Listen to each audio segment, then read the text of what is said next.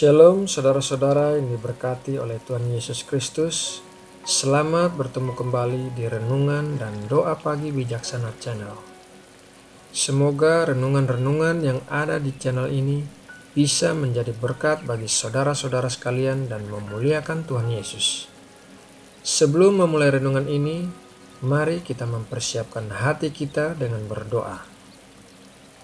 Allah Bapa, bukan kuat dan gagah kami yang memampukan kami menjalani hari-hari kami dan bertahan sampai hari ini, melainkan kuasa dan anugerah-Mu yang menopang kami.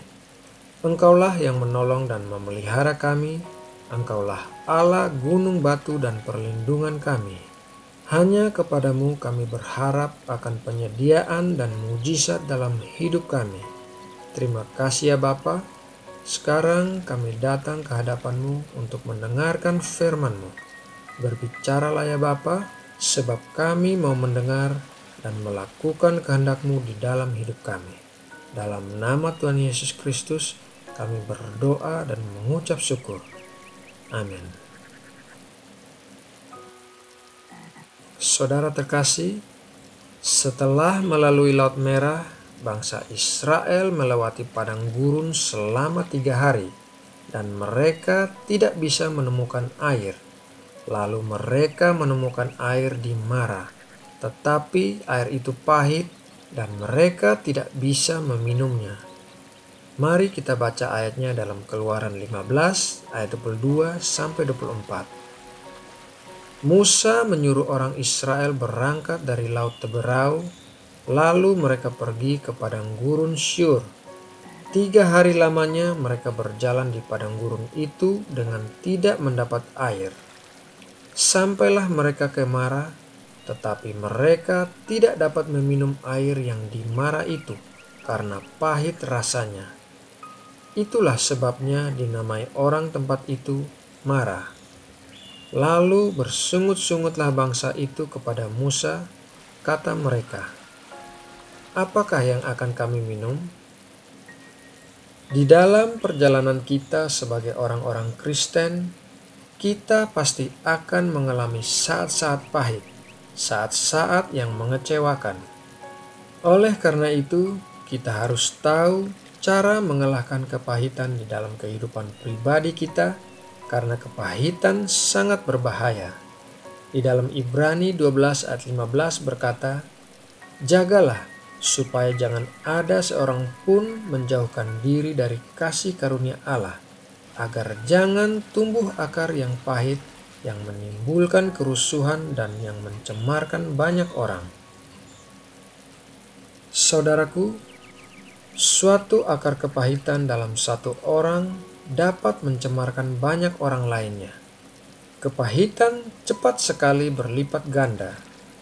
Kepahitan masuk ke dalam hidup kita ketika kita tidak memanfaatkan kasih karunia Allah untuk mengalahkan segala kekecewaan dan luka hati. Kita akan mengalami banyak kekecewaan dalam kehidupan. Kita bisa menjadi kecewa terhadap seseorang, suatu situasi, atau bahkan diri kita sendiri. Namun, selalu ada kasih karunia yang tersedia bagi setiap keadaan. Selalu ada kemungkinan untuk mengalahkannya dan menang atasnya. Jadi, apakah kunci untuk mengalahkan kepahitan? Kuncinya ada di dalam Keluaran 15 ayat 25. Demikian tertulis, Musa berseru-seru kepada Tuhan, dan Tuhan menunjukkan kepadanya sepotong kayu. Musa melemparkan kayu itu ke dalam air, lalu air itu menjadi manis. Di sanalah diberikan Tuhan ketetapan-ketetapan dan peraturan-peraturan kepada mereka, dan di sanalah Tuhan mencoba mereka. Air di Mara yang pahit menjadi manis ketika Musa melemparkan sepotong kayu ke dalamnya. Kayu itu adalah sebuah gambaran dari salib. Kita dapat mengalahkan kepahitan dengan datang ke kayu salib Kristus. Kita harus menyerahkan hak-hak kita dan menyerahkan segala perasaan kita yang pahit kepada Tuhan. Lalu kita harus mengampuni orang yang telah bersalah kepada kita dan melupakan kesalahan yang telah dilakukan terhadap kita. Ketika kita melakukan ketiga hal itu, maka Tuhan akan memurnikan hati kita dari kepahitan. Pengampunan berakar dalam tindakan melupakan. Kita tidak dapat benar-benar mengampuni kalau kita tidak dapat melupakan kesalahan yang telah dilakukan terhadap kita. Allah memiliki urutannya sendiri dalam menyelesaikan perkara-perkara dan problem-problem karakter dalam kehidupan setiap orang.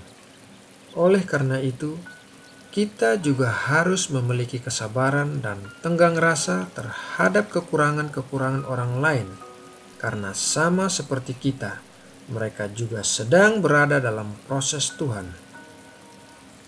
Saudara yang terkasih, demikianlah renungan hari ini, dan semoga dapat menguatkan kita semua. Dan sekarang untuk menutup renungan ini, mari kita berdoa. Bapa, ingatkanlah kami terus akan firman-Mu yang kami dengar hari ini.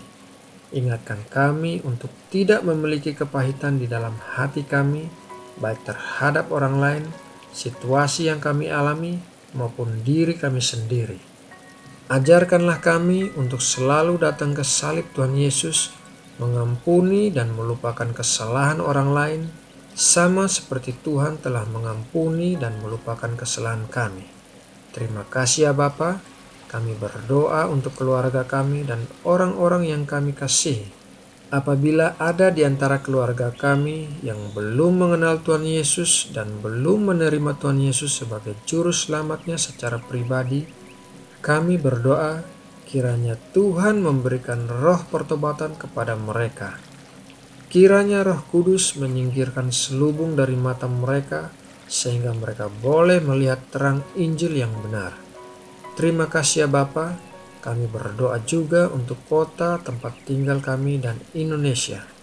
Kami mohon berkat dan belas kasihan-Mu bagi kota tempat tinggal kami dan Indonesia, dari Sabang sampai Merauke. Biarlah banyak jiwa boleh dimenangkan bagi kemuliaan Tuhan. Terima kasih ya Bapa. Dalam nama Tuhan Yesus Kristus kami berdoa dan mengucap syukur. Amin.